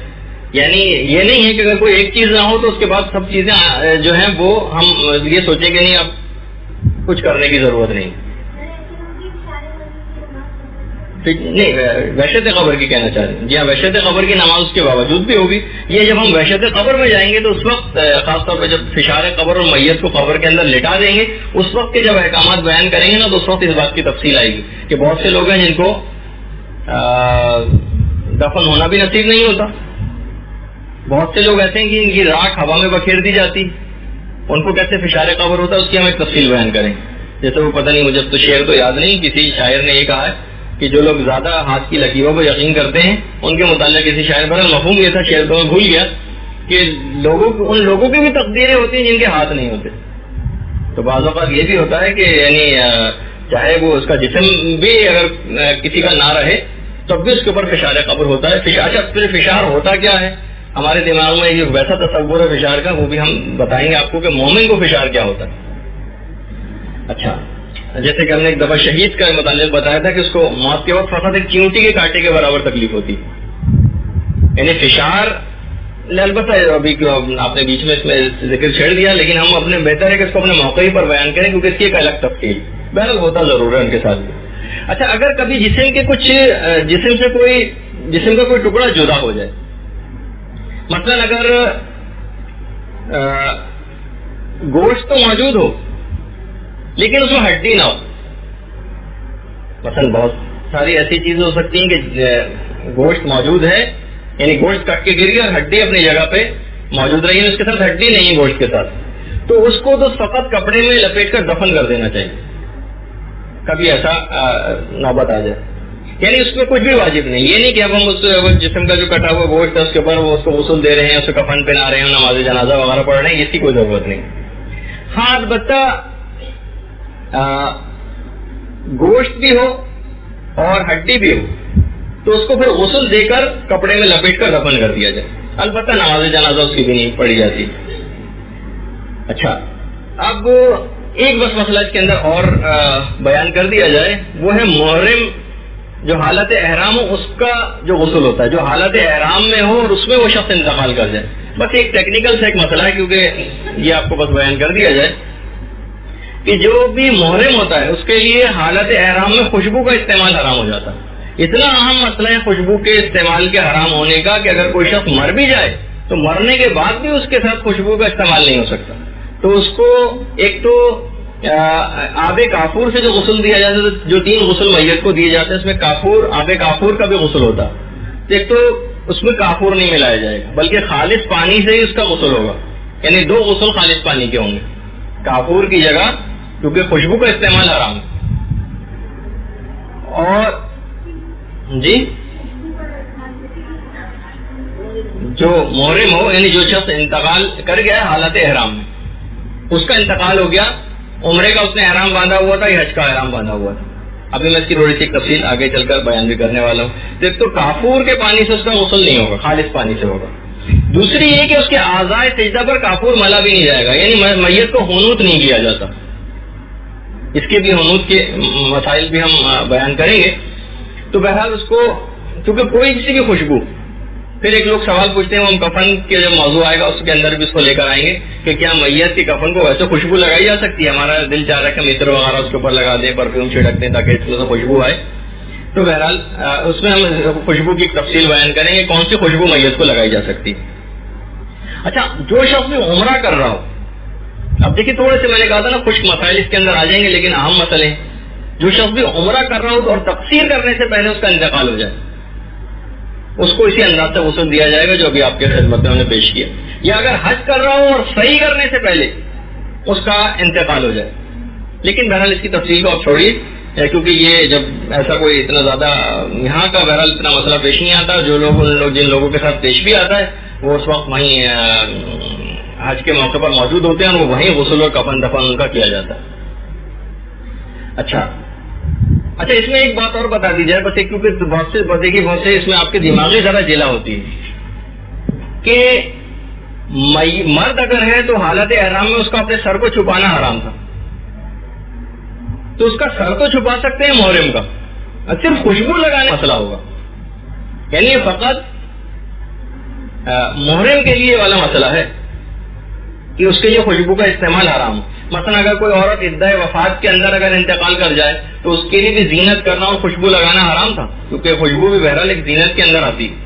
کسی عورت کے شوہر کا انتقال ہو جائے تو اس کے اوپر جو 2 واجبات ہیں اس کے اندر ایک تو دوسری شادی نہ کرے اور دوسرا یہ کہ وہ کوئی زینت نہ کرے. یہ زینت کرنا حرام ہے. مثلا لپسٹک لگانا اور میک اپ کرنا، کوئی بھی ایسی چیزیں کہ جو زینت کے اندر شمار ہوتی ہیں اس کے اندر خوشبو لگانا بھی شامل ہو جائے گا. تو اگر کوئی عورت عدہ وفات میں انتقال کر رہی ہے تو اس کے مرنے کے بعد یہ نہیں کیونکہ اس نے عدہ وفات میں انتقال کیا ہے اس وجہ سے اس کو خوشبو نہ لگائی جائے. یا اس کو کافور کے پانی سے غسل نہ دیا جائے یا اس کو ہنوت نہ کیا جائے. نہیں، یہ فقط محرم کا مسئلہ اور کسی کا مسئلہ نہیں. یا مثلا مردوں پر بھی بعض حالات میں، مثلا کوئی شخص اعتکاف کی حالت میں تھا، اس کے لیے بھی خوشبو کا استعمال حرام تھا. تو خوشبو کا استعمال اگر حرام بھی تھا مرد کے لیے حالت اعتکاف میں اور اسی کے اندر اس کا انتقال ہو گیا، تب بھی اس کے ساتھ یہ والا مسئلہ نہیں ہوگا اور اس کو یہی شمار کیا جائے گا، ایک عام شخص کی طریقے سے اس کو غسل دیا جائے گا. یعنی یہ والا جو مسئلہ ہے کہ آب کافور سے غسل نہ دیا جائے یا مثلا اس کو ہنوت نہ کیا جائے، یا فقط اور فقط محرم کے لیے جو حالت احرام میں انتقال کر گیا. خیر، یہ اس میں ایک بات اور بیان کر دی جائے. دیکھیے، ائمہ معصومین علیہ السلام کا بھی جب شہادت ہوتی تھی اور ان کو غسل دینے کی باری آتی تھی تو اکثر بہت سارے دشمنان اہل بیت کی خواہش ہوتی تھی کہ وہ خود آ جائیں اور امام کو غسل دیں. بہت سارے ان کی سیاسی وجوہات ہوتی تھیں، بہت سے اپنے نمبر بنانے ہوتے تھے لوگوں کی نگاہ میں، بہت سی ایسی تفاصیل ہیں اس کی. خود ہمارے ساتویں امام کے متعلق جیسے کہ ملتا کہ امام نے اپنے ایک صحابی مسیب کو بلوایا، مسیب کو، اور کہا کہ مسیب دیکھو، جب ہماری شہادت ہو جائے تو ایک نجس ترین شخص سندی بن شاہق، تین نون دال چھوٹیے بن شاہق شین الف ہے کاف، یہ سمجھ رہا ہے سندی کہ یہ آ کر مجھ کو غسل دے گا، لیکن افسوس ہے اس بات پر کہ قیامت تک تا ابد یہ مجھے غسل نہ دے سکے گا. اور دیکھو کہ جب مجھے غسل دے دیا جائے اور تم مجھے جب قبر میں لٹا دو تو دیکھو میری قبر کی مٹی کو تبرکن نہ لینا، کیونکہ سوائے ہمارے جد حسین ابن علی کے کہ فقط ان کی قبر کی مٹی کو خدا نے خاک شفا ہمارے شیعوں کے لیے اور ہمارے دوستوں کے لیے قرار دیا. کوئی کسی اور کی قبر کی مٹی جب بھی ہمارے ہاں اس میں ثابت نہیں. ہم تفصیل انشاءاللہ بتائیں گے اس کی. اچھا، یہ نہیں کہ جتنے بھی چاہیں خاک شفا کو بیماریوں کے لیے استعمال کرنا، اس کا ایک خاص طریقہ کار ہے. خاک شفا، اصلی خاک شفا کیا ہوتی ہے، امام معصوم کے قبر کی کتنے فاصلے تک کی مٹی کو خاک شفا کہتے ہیں، اس کو کس طرح سے کس نیت سے اٹھانا ہوتا ہے، اٹھانے کے بعد کتنی مقدار میں کھلانا ہوتا ہے اور کس طرح سے اس کو پانی میں حل کرنا ہوتا ہے، یہ پورا. ورنہ کوئی ایسا ہی ہے گویا خاک شفا کو کھانا کہ جس طریقے سے امام کا کوئی گوشت کھا رہا ہو، یعنی بہت سی روایت میں اس طرح سے بیان ہوا ہے. تو اس کو بالکل اس طرح سے نہیں ہم کھا سکتے کہ ذرا سا کسی کو کوئی بیماری ہوئی، نزلہ کھانسی بخار ہوا اور اس کو ہم نے خاک شفا کھلانی شروع کر دی. تو خیر، اب مسیب یہ کہتے ہیں کہ جیسے ہی ساتویں امام کے شہادت کی خبر آئی، ہارون نے فوراً ہی اس شخص سندی بن شاہق کو بھیج دیا. اور مسیب کہتے ہیں کہ خدا کی قسم میں دیکھ رہا تھا کہ وہ اپنے خیال میں امام کو غسل دے رہے تھے، لیکن ان کے ہاتھ امام کے جسم تک پہنچ ہی نہیں رہے تھے. وہ اپنے خیال میں ایسا کر رہے تھے اور وہ اپنے خیال میں ہنوت کر رہے تھے اور کفن امام کو پہنا رہے تھے، لیکن میں دیکھ رہا تھا کہ ان کے ہاتھ امام کے جسم تک نہیں پہنچ رہے تھے. اور یہ ساری چیزیں آٹھویں امام رضا علیہ الصلوۃ والسلام انجام دے رہے تھے.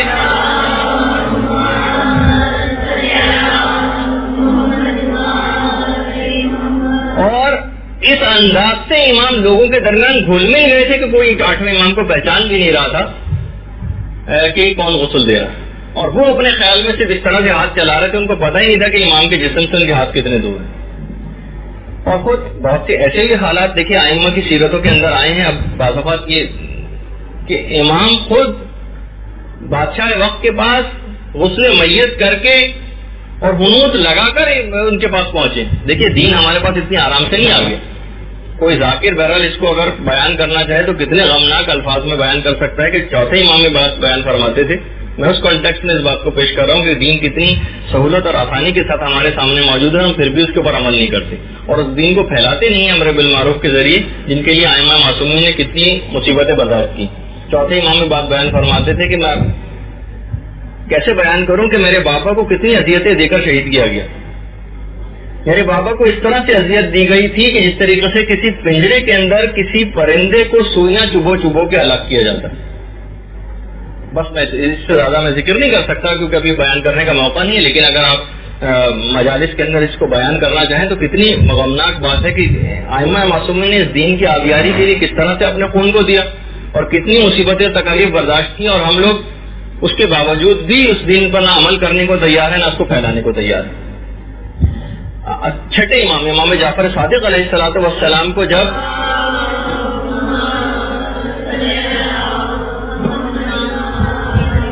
کو جب منصور نے ارادہ کیا کہ چھٹے امام کو قتل کرے تو اس نے باقاعدہ اجمی جاہلوں کا پورے 100 کے قریب اس نے جاہل ایسے جمع کیے جو اجمی تھے اور بالکل جنگلی ٹائپ کے لوگ 100 کے قریب، اور ان کو ہتھیار دیے اور کہا کہ دیکھو میرا ایک دشمن آ رہا ہے، جیسے ہی وہ میرے پاس داخل ہو فوراً تمہیں ایک اشارہ کیا جائے گا، تم تلوار لینا اس کے اوپر ٹوٹ پڑنا۔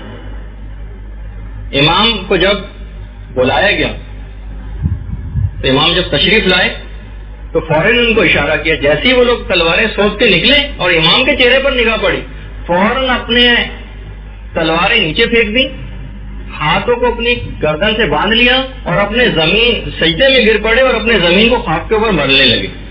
دیکھیے روایت کا جو جملہ جو منصور تھا یہ دیکھ کے بہت زیادہ دہشت زدہ ہو گیا اور امام سے کہنے کا فرمائیے کیسے تشریف آوری آپ کی ہوئی؟ امام نے فرمایا تم نے تو مجھ کو بلایا تھا، تم نے تو مجھ کو بلوایا تھا، اس وجہ سے میں پہلے ہی سے غسل میت کر کے اور ہنوت لگا کر آیا ہوں تاکہ تم کو اس کی بھی تکلیف نہ دو۔ منصور نے فوراً کہا کہ نہیں آپ تشریف لے جائیں، میرا ایسا کوئی مقصد نہیں تھا۔ خیر امام اس کے بعد چلے گئے۔ اس کے بعد جب ان اجمیوں کو باقاعدہ ٹرانسلیٹر بلوایا گیا اور کہا پوچھا گیا کہ ان سے پوچھو کہ آخر اس نے میرا دشمن آیا تھا تو قتل کیوں نہیں کیا؟ تو ان اجمیوں نے کہا کہ آخر ہم ایسے شخص کو اپنے آقا و مولا کو کیسے قتل کر سکتے تھے کہ جو کہ ہمارے پاس روز آتا ہے اور جو ہم پر بہت زیادہ شفقت و مہربانی کرتا ہے اور وہ ہم پر ہمارے ماں باپ سے زیادہ محبت کرنے والا ہے۔ یہ باقاعدہ جملہ تھا ان کا، اور ہم فقط اور فقط اپنے آقا و مولا حکمران اپنے اس امامی کو تسلیم کرتے جو بھی آئے۔ منصور سخت دہشت زدہ ہوا اور اسی وقت ان اجمیوں کو گروپ کو وہاں سے روانہ کیا۔ تو اس کے اندر جو وہی نقطہ تھا کہ آئمہ اپنی زندگی میں یعنی جو امام نے اس سے منصور سے بھی بات کہی کہ میں غسل میت بھی کر کے آیا، ہنوت بھی لگا کر آئے۔ تو بہرحال اچھا اب اگرچہ 5-7 چلے بہرحال 2-3 منٹ اس کے اندر اور ہیں اور تھوڑے سے مسائل بیان کر دی جائیں۔ غسل میت کا طریقہ کار تو دیکھیے میں اس وجہ سے آپ کو نہیں بتا رہا ہوں کہ وہ صرف پریکٹیکلی چیز ہے، وہ آپ کو خود جانا ہوگا، دیکھنا پڑے گا اور اس کی ٹریننگ لینی پڑے گی، اور اتنا زیادہ نہیں، صرف 5-7 دفعہ ہی آپ دیکھیں گی تو آپ کو، اور مسائل اس کے ساتھ ساتھ آپ پڑھتی رہیں گی۔ اب بہت سارے مسائل ایسے ہوں گے کہ جو وقت کے ساتھ ساتھ آپ کو پیش آتے رہیں گے۔ بعض اوقات جلی ہوئی میتیں آتی ہیں، بعض اوقات اتنی زخمی میتیں آتی ہیں، بہت سی میتوں کا خون نہیں رک رہا ہوتا ہے، کوئی ایسی بیماریاں ہوتی ہیں جس کی وجہ سے ایسے کچھ ٹپیکل مسائل ہو جاتے ہیں، وہ وقت کے ساتھ ساتھ آپ کو پتہ چلتے جائیں گے۔ لیکن میں پھر آپ سے کہہ رہا ہوں کہ اگر واقعی زیادہ راہ کو جمع کرنا ہے، نامہ اعمال کو بھاری کرنا ہے، تو ان تمام چیزوں سے استفادہ کرنا ہوگا۔ جب خاص طور پر ہم تشیع جنازہ کے میں احکام بیان کروں گا میت کو دفن کرنے کے، اس وقت جو ثواب آپ کے سامنے پیش کیے جائیں گے تو واقعی علماء نے لکھا ہے کہ اتنے زیادہ ثواب تو بہت ہی کم دیکھنے میں آتے جو تشیع جنازہ کے وقت کے، کہ اس وقت انسان کا دل بہت نرم ہوتا ہے اور اس کی رغبت بھی اس وجہ سے دلائے گی تاکہ زیادہ سے زیادہ لوگ عالم آخرت کی طرف مائل ہوں اور موت کو اپنی زیادہ سے زیادہ یاد کریں اور اس میں اس ثواب کی خاطر شریک ہوں۔ اچھا اب ظاہر ہے کہ جب میت کو غسل دینے کی بات ہو رہی ہے تو اس میں ایک مسئلہ ایک اور بھی پیش آتا ہے، وہ ہوتا ہے غسل مس میت کا۔ دیکھیے مسلمان کی میت ہو یا کافر کی، چھوٹے کی ہو یا بڑے کی، عورت کی ہو یا مرد کی، ہر صورت میں میت کو ہاتھ لگانے سے غسل مس میت واجب ہو جاتا ہے۔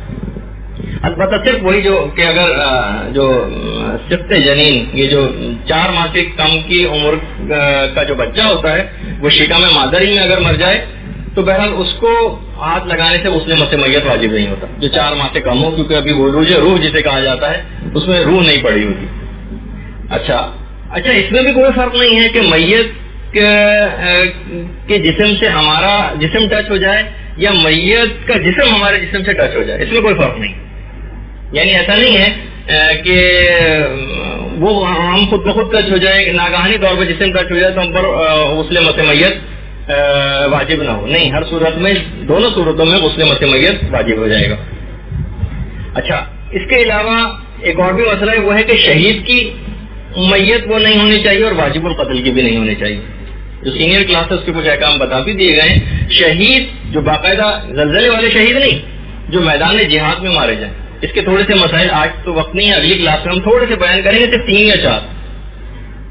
کہ جو میدان جہاد میں مارا جائے فقط وہ اس پر شہید کے احکام جاری ہوں گے. عام طور پر جو دیگر لوگ جن کو کہا جاتا ہے شہید جو روایتوں میں آئے ہیں، جیسے خود یہی دیوار کے نیچے دب کر مر جانے والے اور پیٹ کی بیماریاں مر جانے والے یا زچگی کی حالت میں انتقال کر جانے والی عورت، ان کو ثواب تو شہید کا ملتا ہے لیکن احکامات شہید ان کے اوپر لاگو نہیں ہوتے. تو اگر شہید کی میت ہے تو اس کو غسل مسح میت واجب نہیں ہوتا. اچھا، اس پر غسل میت بھی واجب نہیں ہوتا. یعنی اگر کوئی شہید ہے تو اس میں ایک جملہ ملتا ہے کہ شہید کے اوپر سے غسل کا اور کفن کا ساقط ہونا یہ بطور رخصت نہیں ہے، بطور عزیمت ہے. رخصت کے معنی یہ نہیں کہ آپ کو اختیار ہے کہ بھائی چاہیں تو شہید کو غسل اور کفن دیں یا نہ دیں، ایسا نہیں. بطور عزیمت ہے کہ نہ دیں. اتنے پاک و پاکیزہ ہیں کہ ان کو نہ صرف کہ غسل دینا حرام ہے بلکہ ان کو کفن پہنانا بھی حرام ہے. وہی خون آلود کپڑے ان کے اے سی کے اندر ان کو دفن کر دیا جائے. ہاں البتہ اگر اوپر سے ایک عام کفن پہنا دیا جائے انہی کپڑوں کے اوپر تو اس کے اندر کوئی حرج نہیں. البتہ ان کے اس کپڑوں کو جو ان کے جسم کے اوپر ہے وہ اتارنا حرام ہے. اسی کپڑے کے اندر ان کو دفن کیا جائے. قیامت میں نہ جانے کس انداز سے یہ لوگ حاضر ہوں گے اپنے اسی لباس کے اندر. تو جب ہم میدان قیامت کی تفصیل بیان کریں گے تو شاید یہ بات ہے. اچھا، اب میت کو یہ جو بھی میں نے دو چیزیں بیان کی اس کے اندر ایک بعض اوقات ایک مسئلہ پیش آ جاتا ہے. دیکھیے، اگر میت کا جسم ٹھنڈا ہو گیا ہو تو اس کو ٹھنڈا ہونے پر غسل مسح میت واجب ہوتا ہے. میت کا جسم اگر ابھی گرم ہے تو اس پر غسل مسح میت واجب نہیں ہوتا. اچھا، اگر یہ کسی کو شک ہونے لگے، یہ زیادہ تر لوگوں کا مسئلہ ہوتا ہے کہ غسل دینے سے پہلے میرا جسم میت سے ٹچ ہوا تھا یا غسل دینے کے بعد، یہ یاد نہیں آ رہا. اس صورت میں کہ میرا جسم میت کو غسل دینے سے پہلے ٹچ ہوا ہے یا غسل دینے کے بعد ٹچ ہوا ہے، تو غسل دینے کے بعد اگر ٹچ ہوا تو پھر غسل مسح میت واجب نہیں ہوتا. اس شک کی حالت میں اگر انسان ہو جائے تو پھر اس کو غسل مسح میت کرنا واجب رہتا ہے. شک ہو کہ میرا جسم یہ جو مسح میت کا جو مجھ پر غسل ہے یہ میں نے میت کو جو مس کیا تھا یہ اس کو غسل دینے سے پہلے مس کیا تھا یا اس کو غسل دینے کے بعد مس کیا تھا. کیونکہ ایک دفعہ بھی اگر میت کو غسل دے دیا جائے تو کتنی دفعہ بھی اس سے جسم ٹکرائے یا مسو اس سے غسل مسح میت واجب نہیں ہوتا. ہاں، اگر کسی کو یہ شک ہو جائے کہ میں نے میت کے جسم کو ٹھنڈا ہونے کے بعد ٹچ کیا تھا یا جس وقت گرم تھی میت اسی وقت ٹچ کیا تھا، اس شک کے حالت میں غسل مسح میت واجب نہیں ہوتا. دیکھیے، بڑے پریکٹیکل مسئلے ہیں، کبھی نہ کبھی زندگی میں پیش آتے ہیں تو اس وقت انسان اگر شک ہو جائے کہ میت کا جسم گرم حالت میں نے مس کیا تھا یا ٹھنڈی حالت میں مس کیا تھا، کیونکہ اگر گرم حالت میں مس کیا تھا تو غسل مسح میت واجب نہیں ہے. ٹھنڈی حالت میں مس کیا تھا تو غسل مسح میت واجب ہے. شک ہو رہا ہے کہ پتہ نہیں ٹھنڈی حالت میں مس کیا تھا پتہ نہیں گرم حالت میں مس کیا تھا، اس صورت میں غسل مسح میت واجب نہیں. یہ اگر شک ہونے لگے کہ میت کو غسل دینے کے بعد میں نے ٹچ کیا تھا یا میت کو غسل دینے سے پہلے ٹچ کیا تھا، اس صورت میں غسل مسح میت واجب رہتا ہے. یہ تھوڑا سا دونوں کے اندر اختلاف ہے، مسئلے میں وہ ہے وہ آپ دیکھ لیجئے گا اچھی طرح سے. اچھا، یہ جو مسئلہ ہے کہ ہر وہ چیز کے جس کے اندر طہارت شرط ہے اس میں غسل مسح میت بھی شرط ہے. مثلا نماز پڑھنے کے لیے غسل مسح میت کرنا پڑے گا. مثلا واجب طواف کو انجام دینے کے لیے غسل مسح میت کرنا پڑے گا. مثلا قرآن کے حروف کو چھونے کے لیے اس میں بھی غسل مسح میت کرنا پڑے گا. ہاں البتہ بہت سارے مسائل ایسے ہیں کہ اگر کسی پہ غسل مسح میت واجب ہو تو وہ مسجد کے اندر جا بھی سکتا ہے اور ٹھہر بھی سکتا ہے. حتیٰ کہ وہ واجب سجدے والی جو آیات ہیں ان کو بھی پڑھ سکتا ہے اور واجب آیات سجدے والی آیات والے سورے بھی پڑھ سکتا ہے. یعنی یہ والا مسئلہ ان دو کے اندر نہیں آتا. تو بہرحال تھوڑی سی اس بات کی بھی تفصیل میں نے اس میں بیان کر دی. ایک بس اس میں مسئلہ اس آخری اور بیان کر دوں اور بیان ختم کیا جائے کہ مسح میت کا جو تکرار ہے کا موجب نہیں بنتا. یعنی چاہے وہ میت متعدد ہی کیوں نہ ہو، یا تو ایک ہی میت کو ہم بار بار ٹچ کر رہے ہوں اس سے بھی کوئی فرق نہیں پڑتا، صرف ایک ہی غسل واجب ہوگا. یا ہم نے متعدد میتیں ٹچ کی تو اب یہ نہیں کہ مثلا ہم نے 3 مردہ لوگوں کو ٹچ کیا ہے تو 3 غسل ہم پر واجب. تکرار المس لا یوجب تکرار الغسل ولو کان الممسوس متعددا. یعنی میت کو متعدد بار بھی اگر آپ نے ٹچ کیا ہو یا کئی میتوں کو بھی ٹچ کیا ہو تو ان کی تکرار سے غسل میت کی تکرار واجب نہیں ہوتی، وہ فقط ایک ہی رہتی ہے. اور یہ ایک مسئلہ ایک ایسا ہے کہ دیکھیے کہ یہ ائمہ معصومین خود جب چھٹے امام کے بیٹے اسماعیل کا انتقال ہوا تھا اور ابھی انتقال ہوا ہی تھا کہ لوگوں نے دیکھا کہ امام اسماعیل کے رخساروں کے بوسے لے رہے تھے. تو لوگوں نے بلکہ دیکھیے اس وقت بھی آئے امام کو کہا کہ مولا آپ کو تو پتہ ہی ہے کہ یہ میت کو ہاتھ لگانے سے غسل واجب ہو جاتا ہے. امام نے کہا یہ اس وقت ہوتا ہے. دیکھیے ابھی ریسنٹلی انتقال ہوا ہے, بالکل ابھی اور اس وقت یہ مسئلہ فقہ کا امام جواب دے رہے ہیں. یعنی انسان کی عقل کو غم کے باوجود حاضر رکھنا ضروری اس موقع پہ کہ کوئی حکم خداوندی کی خلاف ورزی نہ ہو. امام نے کہا اس صورت میں واجب ہوتا ہے جب میت کا جسم ٹھنڈا ہو گیا. یعنی ابھی اسماعیل کا انتقال ہوا ہی تھا اور اس وقت امام نے یہ عمل کر رہے تھے اس وقت جبکہ ان کا جسم گرم تھا. تو امام نے اسی وقت یہ فقہی مسئلہ بھی بتایا.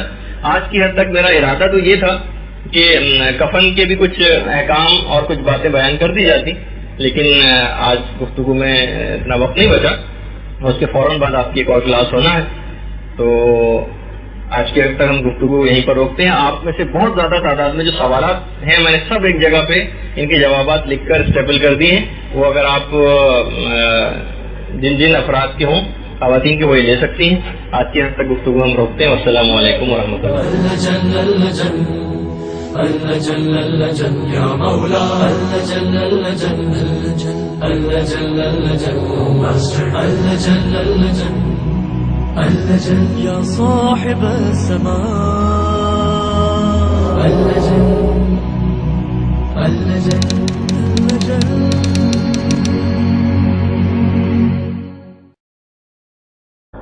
امام نے دعائے صحت کے جواب میں یہ بات فرمائی تھی کہ مفضل راحت پا چکے, وہ آرام و سکون کی جگہ پر پہنچ گئے, اب ان کو دعائے صحت کی ضرورت نہیں. اس سے آپ اندازہ لگائیے کہ کیا وہ وہی چیز نہیں ہے کہ جس کو ہم اتنے دن سے پیش کرتے آ رہے ہیں آپ کے سامنے. بس شرط وہی ہے کہ ایمان اور عمل صالح انسان اپنے ساتھ رکھے اور مسلسل توبہ و استغفار سے کام لیتا رہے, تو انشاءاللہ پھر موت اس کے لیے بہت راحت والی چیز ہی ثابت ہوگی. عبداللہ ابن یحییٰ ایک اور امام کے صحابی, حج کے موقع پر ساتویں امام موسیٰ کاظم علیہ السلام کی خدمت میں آتے ہیں.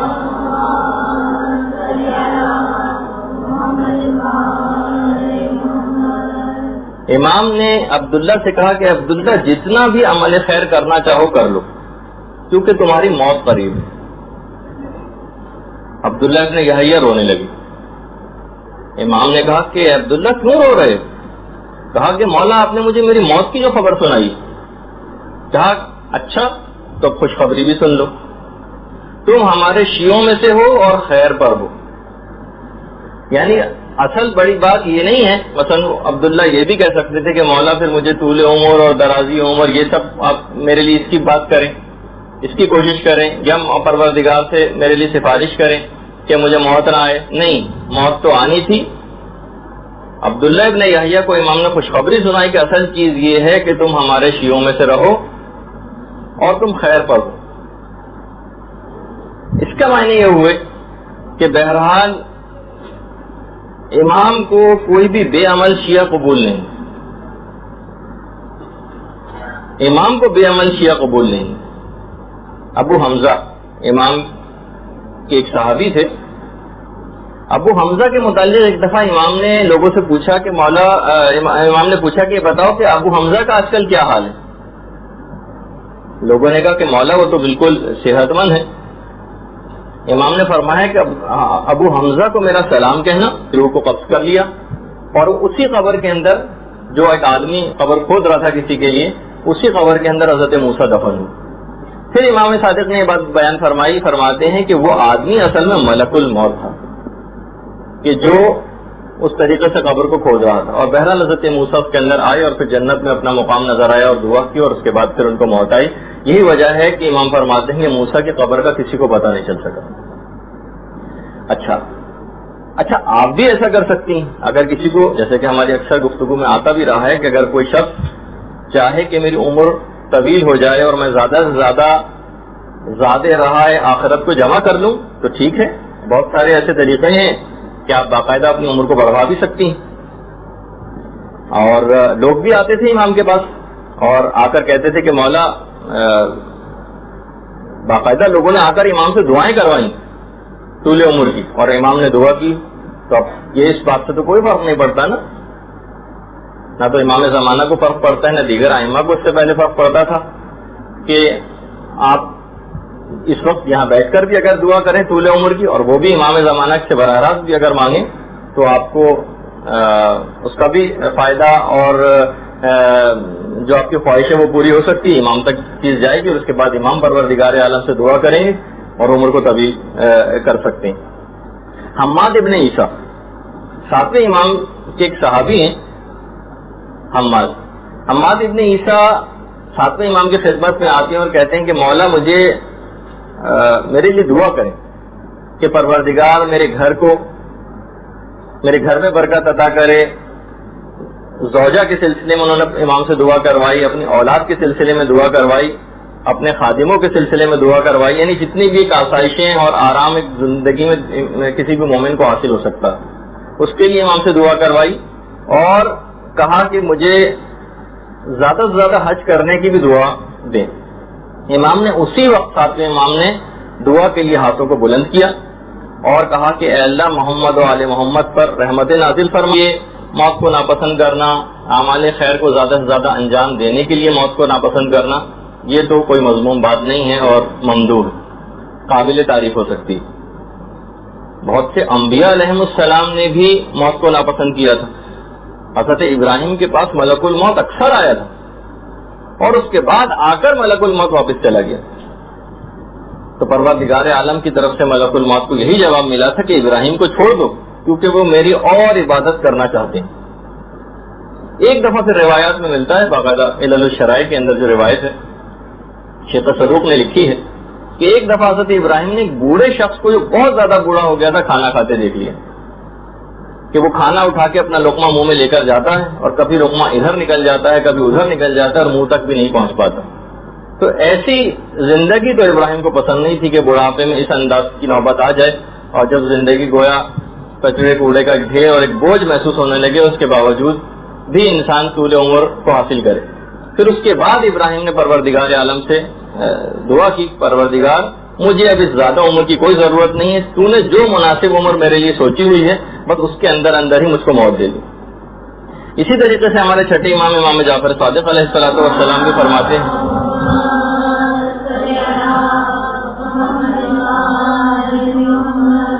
کہ حضرت موسیٰ بھی اسی طریقے سے اپنی موت کو ٹالتے رہے، تو پھر پروردگار عالم نے ملک الموت سے کہا کہ جب تک موسیٰ خود موت کی فرمائش نہ کریں جب تک ان کو موت نہ دینا، جب تک کہ خود فرمائش نہ کریں۔ تو ایک دن وہ واقعہ بڑا مشہور ہے کہ پھر حضرت موسیٰ جا رہے تھے اور انہوں نے دیکھا کہ ایک شخص جو ہے وہ قبر کو کھود رہا ہے اور ایک آدمی کے سائز کی قبر تیار کر رہا ہے۔ حضرت موسیٰ واقعہ مشہور ہے کہ اس کے بعد قبر کے اندر لیٹ گئے، جیسی قبر کے اندر لیٹے ایسی پیمائش کرنے کے لیے، اس کی مدد کرنے کے لیے اسی وقت جنت میں ان کو اپنا مقام نظر آیا۔ اسی وقت پروردگار عالم سے دعا کی کہ پروردگار مجھے اب زندگی زیادہ پسند نہیں ہے، اب مجھ کو بس موت دے دے۔ اسی وقت ملک الموت نے ان کی اور کہنا فلاں تاریخ تک وہ مرنے کی تیاری کر لی۔ لوگوں نے کہا کہ مولا وہ تو بہت محبت کرنے والے انسان ہیں اور وہ آپ کے شیعوں میں سے بھی ہیں۔ امام نے فرمایا وہ ٹھیک ہے مگر ہمارے پاس ابو حمزہ کے لیے کوئی خیر نہیں۔ اب آپ اس کو جملوں کو سوچتے جائیے کہ امام فرما رہے ہیں ہمارے پاس ابو حمزہ کے لیے کوئی خیر نہیں۔ راوی نے کہا مولا وہ آپ کا شیعہ ہے؟ فرمایا ہاں بشرطے وہ اللہ سے ڈرتا ہو اور گناہوں سے بچتا ہو، اگر ایسا ہے تو وہ ہمارے ساتھ ہمارے درجے میں ہوگا۔ امام نے اس کے اندر بھی عمل صالح کی اور گناہوں سے بچنے کی ایک شرط لگائی، یعنی امام کو بے عمل شیعہ ہرگز بھی قبول نہیں ہوگا۔ اور اس کے بعد راوی کہتا ہے کہ جو امام نے وقت اور تاریخ بتائی تھی اسی میں ابو حمزہ کا انتقال ہو گیا۔ تب آپ نے دیکھا کہ بہرحال اس کے اندر کامیابی اگر حاصل کرنی تو وہ بغیر عمل کے حاصل نہیں ہو سکتی۔ وہ جو جملہ مشہور ہے نا، the only place where success comes before work is in a dictionary، اگر انگلش کا ایک محاورہ کہ وہ واحد جگہ کے جہاں پر سکسیس کامیابی کسی کام سے پہلے آ جاتی ہے وہ فقط ڈکشنری، سکسیس ایس سے آتا ہے، ورک ڈبلو سے آتا ہے، یہ صرف ڈکشنری کے اندر ہی ملتا ہے کہ کسی کو بغیر کچھ کیے کامیابی مل گئی. اس کے علاوہ یہ چیز ایگزسٹ نہیں کرتی. یہی چیز ہمارے دین کے اندر بھی جاری و ساری ہوتی. کوئی بھی شخص اس بات کا اگر دعویٰ کرے کہ وہ فقط صرف اور صرف اپنے عقائد ہی کے اوپر نجات پا جائے گا اور بس اچھے عقائد رکھیں گے اور عمل سے اس کا دور کا واسطہ نہیں ہو رہا ہے، تو اس کے ساتھ وہ تمام مشکلات اور پریشانیاں مرنے کے بعد شروع ہو جائیں گی، جس کا ہم اکثر اپنی گفتگو میں تذکرہ کرتے بھی رہتے ہیں. اور اس کے بعد جب قبر کا مرحلہ شروع ہوگا اس وقت اس کا تذکرہ اور آئے گا.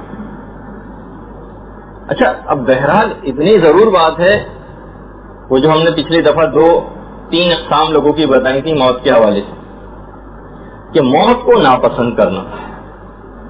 بہرحال عبادت کے لیے اللهم صل على محمد وآل محمد. اللهم صل على محمد. بسم اللہ الرحمن الرحیم. الحمد للہ وکفی وسلام علی عبادہ الذین اصطفی.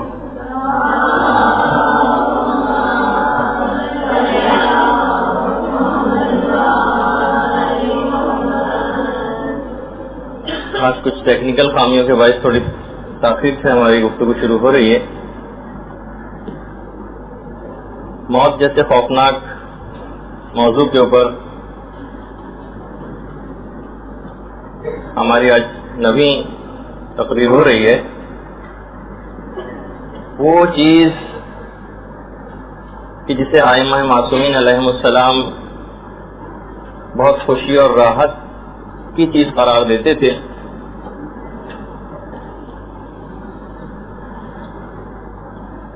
بہت راحت اور خوشی کی چیز قرار دیتے تھے، تو ہم کیوں نہ اس کو وہی چیز سمجھیں کہ جو ائمہ معصومین علیہم السلام نے قرار دی. ایمان اور عمل صالح کے ساتھ یقیناً موت ایک بہترین تحفہ ہے اور ایک بہت ہی راحت پہنچانے والی چیز ہے.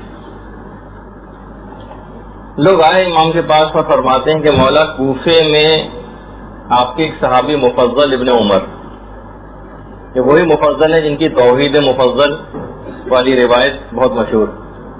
کہا کہ مفضل کوفے میں شدید ترین بیمار ہیں، مولا آپ دعا کریں کہ پروردگار عالم مفضل کو صحت کاملہ و عاجلہ نصیب فرمائے. امام نے ایک عجیب جملہ کہا کہ مفضل کو اب دعائے صحت کی کوئی ضرورت نہیں، مفضل راحت پا چکا.